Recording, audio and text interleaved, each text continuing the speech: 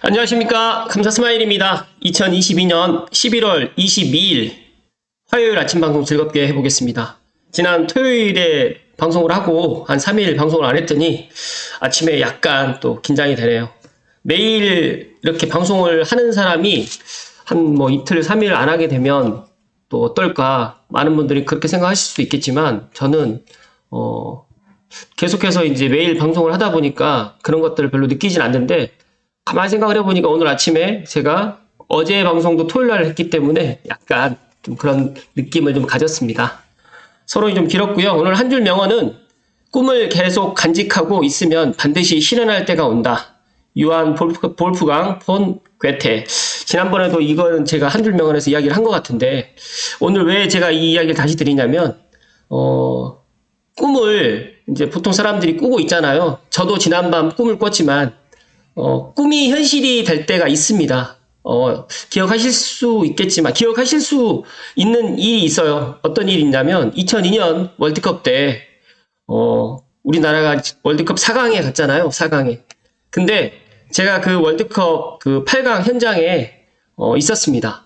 그 광주 월드컵 경기장에서, 스페인하고 이제 한국이 이제 8강전을 했을 때, 저는 그 순간을 아직도 기억을 하고 있거든요. 근데 많은 사람들이 이제 꿈을 갖다 꾸면서 이제 좌절하게 되고 이런 일들이 많이 있는데, 꿈을 갖다가 계속 꾸시고 꼭 반드시 실현할 때가 온다라는 말씀 드리고요. 또 이태원 참사 때문에 지금 월드컵 분위기가 약간 좀 가라앉았는데, 지금 목요일 날 또 첫 번째 경기, 한국과 우루과이 첫 경기가 있는데, 감사스마일 TV 애청하신 분들만이라도 많은 응원해 주시고, 감사스마일도 축구를 좋아하고 대한민국 축구 응원단 응원하겠습니다. 오늘 방송에 앞서서 제가 그래도 제 감사스마일 TV 애청자분들께 그래도 좀 뭔가를 갖다 좀 도움이 될 수 있는 것들을 하나 정도는 이야기를 해 드려야 될 것 같아서 오늘 아침에 제가 준비한 건데요. 수요에 영향을 미치는 5가지 키포인트. 저도 이거를 보면서 상당히 와닿는 게 있었고, 제 방송을 보시는 분들만이라도 지금 현재 상황과 작년 상황, 그리고 앞으로 또 내년 상황이 좀 다르겠지만, 부동산 시장을 볼 때 이 수요 부분을 항상 염두에 두시라는 말씀을 먼저 드리겠습니다. 첫 번째는 미래 공급이 적을 때, 그러니까 영향을 미치는 거고요. 두 번째는 시중에 유동성이 많을 때, 세 번째로는 정책이 완화될 때, 그리고 네 번째는 투자금이 적게 들 때, 다섯 번째는 가격 부담이 적을 때. 제 이야기를 들어보시면, 아, 그렇구나. 미래 공급이 적을 때, 그리고 시중에 유동성이 많았을 때, 코로나로 인해가지고 2020년, 2021년 정말 시중에 정말 유동성이 많았죠. 돈이 많이 풀렸고, 지금은 정책이 이제 규제가 돼서 이제 제가 판단했을 때는 조만간 더 많이 완화가 될 것 같고, 그 시기가 아마 내년에 좀 될 것 같고요. 투자금이 적게 들 때, 가격 부담이 적을 때도 각자가, 이런 것들 때문에 수요에 영향을 미치는 거구나라고 한번 생각을 해보시면 좋을 것 같아서 오늘 이야기를 드렸습니다. 그리고 저는 어제 그 건강검진을 받았는데, 삼성 리더스 내과에서 받았습니다. 생각했던 것보다 너무 좋고, 또 제 속을 갖다가 정말, 들여다볼 수 있는 계기가 저도 한 2년 만에 지금 본 것 같은데, 상당히 좋았다는 말씀을 드리고, 혹시 삼성역 쪽에 건강검진이라든지 내과를 찾는 분들 있으시면, 삼성 리더스 내과 감사스마일 추천드립니다. 오늘 방송 드릴 주제는 전세 사기 및 소위 깡통 전세 방지를 위한 임대차 제도 개선에 대해서 보도자료를 보고 감사스마일 생각을 좀 이야기 드려볼 수 있도록 하겠습니다. 먼저 방송 시청하시기 전에 구독과 좋아요 부탁드리겠습니다. 그럼 시작하겠습니다. 일단은 이거 관련해가지고 많은 분들이 알고 계시겠지만, 전세 사기라든지 또 깡통 전세가 지금 최근에 많이 있었습니다. 그래서 이런 것들을 정부에서 방지를 위해서 임대차 제도를 개선하겠다라고 지금 이야기를 했는데, 일단 주요 내용만 빠르게 살펴보고 또 이야기를 드릴 수 있도록 하겠습니다. 첫 번째로는 주택임대차보호법 일부 개정 법률안 선순위 임차인 정보 및 체납 정보 확인권을 갖다 신설을 하고요. 두 번째로는 시행령 및 일부 개정령안을 입법을 예고해서 소액 임차인 범위 확대 및 최우선 변제 금액을 상향을 했습니다. 세 번째로는 주택 임대차 표준계약서를 개정을 갖다 한다고 하는데, 이런 것들은 지금 입법 예고 후에 법제처 심사 및 차관 국무회의를 거쳐가지고 아마 내년 초에 아마 들어갈 것 같습니다. 국회에 제출해서 일단 시행령은 공포하고 시행을 할 예정이라고 지금 하는데, 일단 추진 배경은 임차인이 보증금을 전부 회수하지 못하는 피해가 지금 확산되고 있고, 임대인이 차임 대신에 관리비를 또 근거 없이 올려받는 등 이렇게 투명하지 못한 관리비 인상으로 해가지고 청년 등 주거 취약계층의 주거 비용 부담이 증가하고 있기 때문에 이렇게 추진을 하고 있고요. 또 국토부와 법무부가 전세 사기 방지 대책과 관리비 투명화를 위해서 개선 방안을 마련해서 발표를 했는데, 이 관련 내용에 대해서는 당정 협의를 실시한 바가 있고, 오늘 후속 조치로서 임차인의 보증금을 보다 두텁게 표준화하고 보호하고 관리비 사항을 보다 투명하기 위해서 법안을 입법 예고하고 표준계약서 개정 등의 제도 개선 방안을 마련하겠다라고 지금 밝혔습니다. 일단은 뭐 주요 내용은 방금 전에 이야기 드렸던 것처럼 일단 개선 부분만 살펴드리면, 그러니까 정보 제공에 관한 동의를 이제 임대인에게 선순위 보증금 등 이제 이런 것들을 이제 문헌상 분명히 하고, 그 다음에 임대인이 이에 동의할 것을 의무화한다고 합니다. 그래서 어떻게 보면 그 임대차 계약서도 지금 약간 좀 변경이 되는 것 같은데, 제가 그 방송 말미에 다시 한번 말씀을 좀 드릴 생각이고요. 그 다음에 체납 정보 확인권이 또 신설되는데, 이제 납세 증명서를 갖다 제시를 요구할 수 있다고 합니다. 어떻게 보면 뭐 선의의 임대인도 있지만 또 나쁜 임대인도 있기 때문에 이런 것들은 제가 생각했을 때 바람직하다라고 지금 말씀드리고요. 또 임대인이 납세 증명서를 제시할 수 없거나 제시하려 하지 않는 경우에는 임차인이 되려는 사람이 직접 과세관청에 체납 사실을 확인할 수 있도록 이 동의를 갖다 함으로써 제시 의무를 가름할 수 있도록 지금 하겠다라고 지금 이야기를 합니다. 그리고 주택임대차 보호법 시행령 일부 법령 개정령안 입법 예고가 지금 있는데, 최우선 변제금이 많이 상향되진 않았는데 그래도 5,500만 원, 500만 원 정도 지금 상향이 됐다라고 지금 이야기를 했고요. 주택임대차 표준계약서 개정이 돼서 지금 이제 계약 체결 후에 입주 전 임대인의 담보권 설정 금지 특약 신설도 지금 들어가고요. 지금 개선 사항으로 지금 보면 상당히 지금 많은 것들이 지금 변화되는 것처럼 보이지만, 일단 많은 게 변화됐다라고 생각할 수도 있겠지만, 제가 봤을 때는 이제 이 공인중개사 사무실에서 이제 해야 될 일이 좀 더 많아지지 않았을까, 또 그런 생각을 가져보고요. 관리비 항목이 신설이 됐습니다. 저도 이 부분에 있어서는 좀 이해가 안 되는데, 최근에 집을 갖다가 보러 오시는 분들이 맨 처음 질문하는 게 관리비입니다. 그래서 왜 관리비를 갖다 물어볼까라고 생각을 했는데, 이제 임대차 계약 체결 시에 관리비에 대한 정확한 합의가 이루어지지 않고 임대인이 계약 기간 중 임의로 관리비를 산정하거나 또 증액하는 문제가 지금 상당 부분 발생한다고 합니다. 그래서 이로 인해서 관리비 관련 분쟁이 또 증가하고 있고, 최근에 원룸의 관리비도 거의 한 10만 원 정도 지금 기본 관리비가 나오거든요. 그렇다 보니까 이런 관리비 같은 경우에도 또 지금까지는 임대차 표준계약서에 없었어요, 관리비 기재란이. 근데 이런 것들을 또 신설을 한다라고 합니다. 관련해가지고 또 이런 것들도 확인하시면 좋을 것 같고요. 또 집합 건물의 소유 및 관리에 관한 법률을 국회에서 논의해서 적극적으로 또 지원을 하겠다라고 지금 하는데, 이제 이런 부분들도 이제 집합 건물법 개정안 주요 내용에 보시는 것처럼 관리비 장부 작성 의무라든지 증빙자료 보관 의무, 법무부 장관의 표준계약 마련 의무까지 같이 해서 지금 이렇게 할 것 같습니다. 기대 효과로는 뭐 선순위 및 임차인 정보 및 임대인의 체납 사실 등을 확인할 수 있게 돼서 전세 피해를 예방할 수가 있고요. 소액 임차인과 같은 주거 약자를 또 보호가 또 좀 강화될 것이다. 또 세 번째로는 관리비 관련해가지고 분쟁을 예방하고 임차인의 안정적 보증금 회수에 기여할 것으로 또 기대된다라고 지금 이야기를 하는데, 이런 주택임대차 보호법이라든지 또 주택임대차 표준계약서들도 약간 변경이 될 것이다. 이것도 내년에 아마 이렇게 될 것인데, 감사스마일 TV를 애청하시는 분들만이라도 이런 것들을 좀 미리 알고 또 준비하시라는 말씀을 드리고 싶어서 오늘 이야기를 드렸고요. 향후 계획은 보시는 것처럼 앞에서 이야기를 드렸기 때문에 넘어갈 수 있도록 하겠습니다.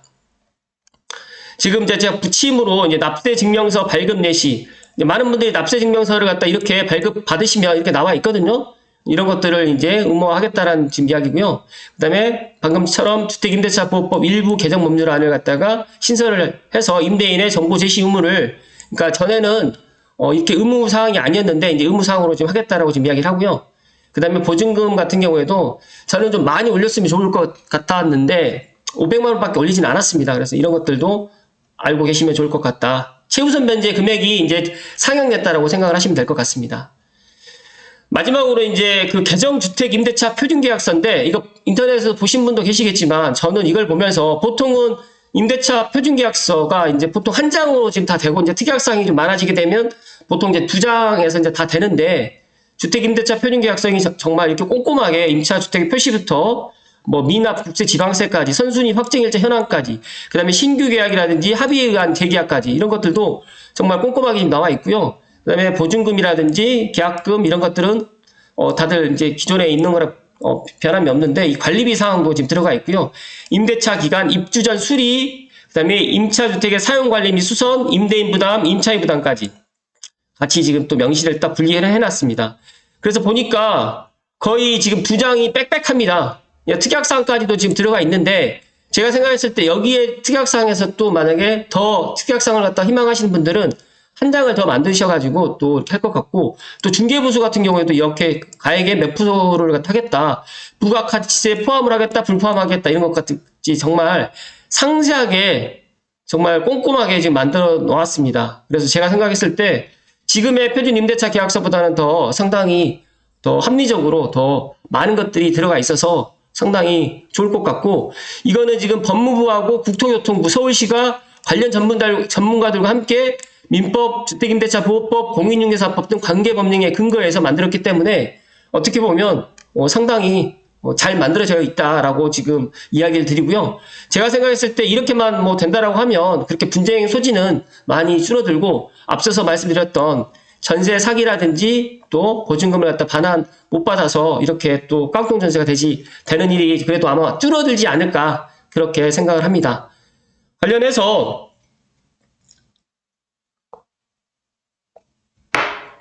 제가 오늘 방송을 좀 마무리 좀 해드리면 이 주요 내용이 이제 내년에 이제 변경이 되겠지만 이 내년 초에 이제 법률안이 이제 국회에 제출하고 시행령이 공포 시행될 예정이라고는 하지만 지금 이제 많은 이제 부동산 시장을 갖다가 바라보는 저뿐만 아니라 전문가들도 그렇고 그다음 일반 시민들, 국민들도 부동산 시장을 갖다가 긍정적으로 바라보는 분들은 그렇게 많지가 않습니다. 그런데 이건 집을 가지고 계시는 분들과 집을 가지고 있지 않는 분, 또 임대인분과 임차인. 그러니까 임대인분도 임차인이 될 수가 있고 임차인도 언젠가는 임대인이 될 수가 있는데 이거는 한 번 더 역지사지. 그러니까 내가 임차인의 입장에서 또 임차인은 임대인의 입장에서 한번 생각을 한번 해보시라는 말씀을 드리고요. 아무튼 이런 국토교통부의 임대차 제도 개선은 환영할 일이다라는 말씀을 오늘 끝으로 드리면서 오늘 방송 마치기 전에 제가 개인적으로 좀 드리고 싶은 얘기가 몇 가지가 있어서 좀 이야기 좀 드릴 수 있도록 하겠습니다. 물론 제 방송 말미에 이야기를 드리는 거니까 제 방송 표준 시청 시간이 한 5분에서 6분 정도밖에 되지는 않습니다. 그렇다 보니까 제 방송 말미에 또 여러 가지 또 제 개인적인 생각이라든지 또 이제 감사스마일 TV를 애청하신 분들은 이 정도는 좀 알고 있으면 또 좋지 않을까라는 생각에 좀 이야기를 드리면요.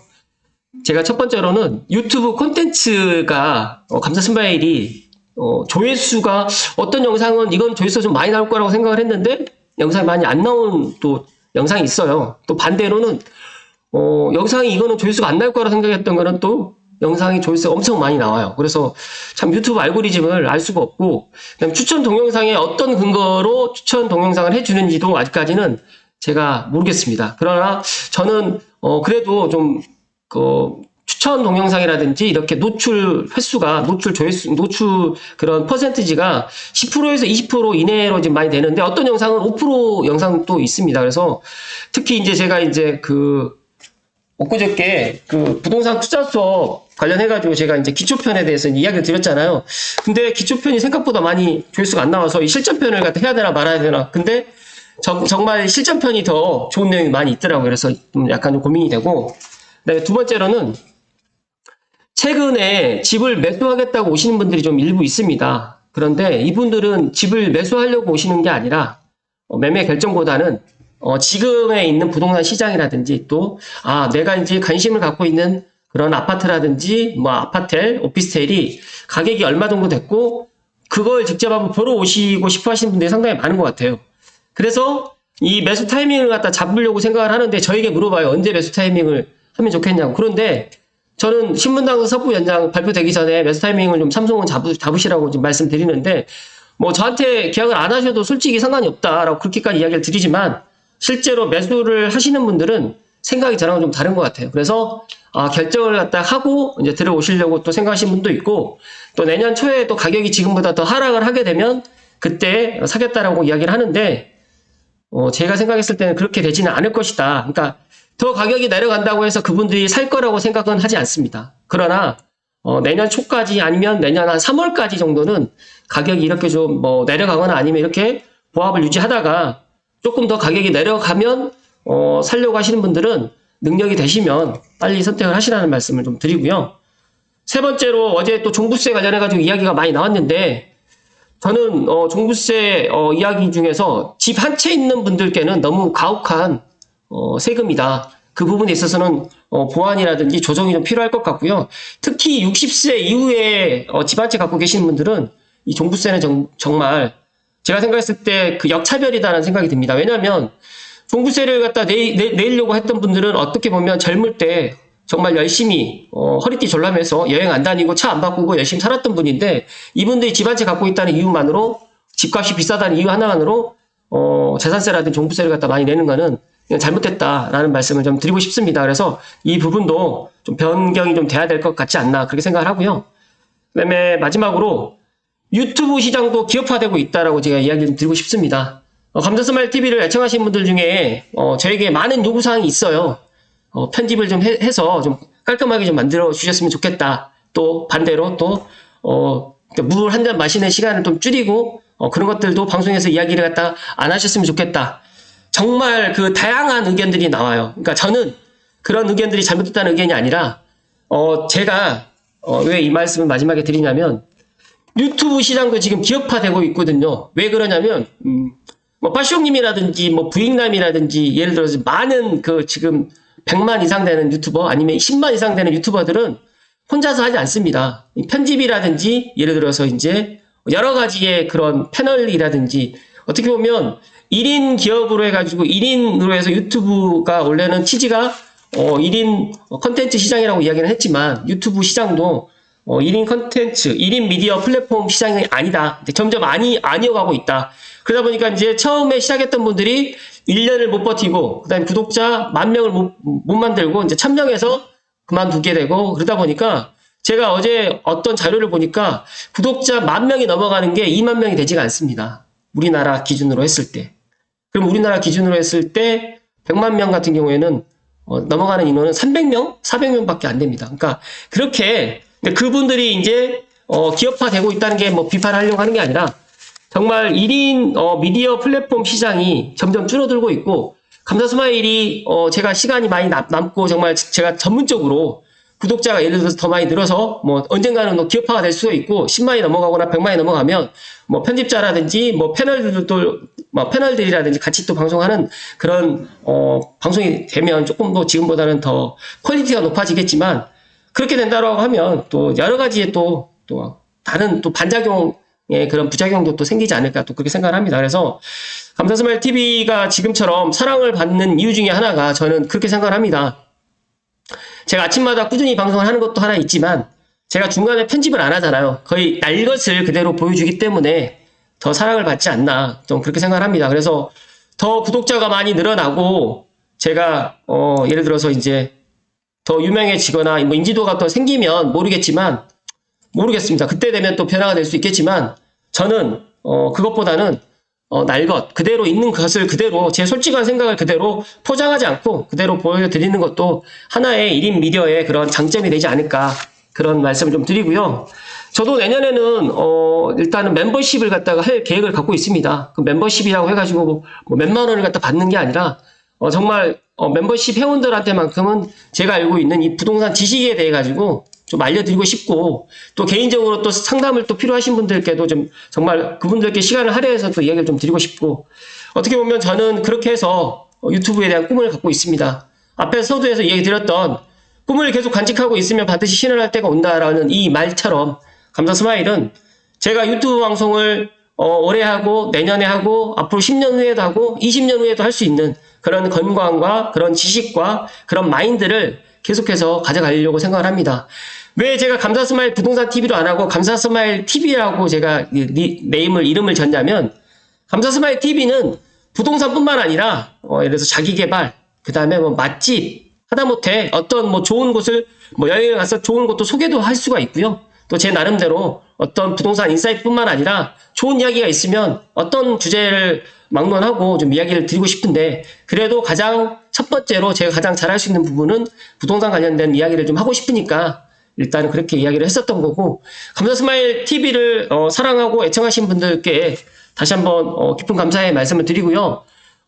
저에게 조언을 해주신 분들의 그런 이야기들을 귀담아 들으면서 제가 이 꿈을 계속해서 간직해 나갈 수 있도록 하겠습니다. 그리고 지금보다 내일이 더 발전될 수 있는 그런 감사스마일이 되고요. 현재 안주하지 않고 조금 더 노력하고, 제가 어떻게 하면 저희 감사스마일 TV 애청자분들과 또 소통을 할 수 있는가, 그런 것들도 한번 계속 고민을 해볼 수 있도록 하겠습니다. 오늘 정말 방송이 정말 길어졌는데, 저는 이 국토교통부의 이런 보도자료도 제가 나오면 제 생각, 그러니까 제가 이건 잘했다라고 지금 이야기를 하는 것처럼, 물론 부동산을 하는 분들 입장에서는 계약서가 좀 늘어났기 때문에 또 신경 써야 될 일도 많고, 계약을 갖다 또 진행하는 데 있어서 서로 간에 또 이제 임대인과 임차인의 그런 것들을 조정하는 부분이 더 많아지는 건 사실이지만, 저는 이렇게 가야지 더 분쟁의 소지도 없고 더 좋다는 말씀을 오늘 끝으로 드립니다. 그래서 아마 이게 빠르면 내년에 이제 시행이 될 텐데, 이런 것들도 좀 알고 계시고, 또 혹시라도 또 더 나은 또 부동산 관련해가지고 또 그런 것들이 있으면 또 저에게 또 이야기를 해주시면 제가 귀담아 듣고 또 제 방송에 또 이야기를 드려볼 수 있도록 하겠습니다. 오늘 정말 길게 이야기 안 하려고 했는데 길게 이야기가 돼서 정말 죄송하고요. 아무튼 유튜브 시장에서 감사스마일이 성공할 수 있도록, 성공보다는 제가 꾸준히 방송을 해 나갈 수 있도록 감사스마일 TV 애청자분들께서 도와주시면 감사하겠습니다. 오늘도 행복하시고, 오늘 오후에, 오늘이 소설 날인데 오늘 날씨가 따뜻해서 비가 많이 온다고 합니다. 최근에 좀 가물어가지고 가뭄이 좀 심했는데 비가 단비가 되고 또 비가 좀 많이 와서 대지를 좀 촉촉히 젖혔으면 좋겠다라는 말씀 드리면서 오늘 방송 마치겠습니다. 오늘도 끝까지 시청해주신 감사스마일 TV 애청자분들께 진심으로 감사드립니다. 고맙습니다.